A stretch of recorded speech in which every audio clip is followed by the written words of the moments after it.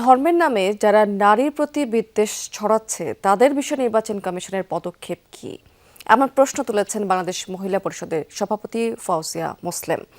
দুপুরে জাতীয় প্রেস ক্লাবের সামনে আয়োজিত এক মানববন্ধনে এমন প্রশ্ন তুলেছেন তিনি। বলেছেন, সমাজের নারীদের অবস্থান কি হবে পুরুষ নির্ধারণ করতে পারে না। যারা নারীদের ঘরে বন্দী করে রাখতে চায় তারাই নারীদের অসম্মানের কাজে লিপ্ত। এ সময় বক্তারা বলেছেন, নারীদের অধিকার খর্ব করতে জামায়াতের অবস্থান তাদের আমিরের পোস্টে প্রকাশ পেয়েছে।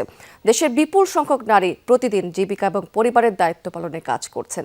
তাদের হেয় বা নিয়ন্ত্রণ করার যে কোনো প্রচেষ্টা নিন্দনীয় বলে মন্তব্য করেছেন তারা। সরকারের কাছে নারী নিরাপত্তার এই বিষয়টি নিশ্চিত করার আহ্বান জানিয়েছেন বক্তারা। আমরা মর্যাদা চাই, আমরা অধিকার চাই।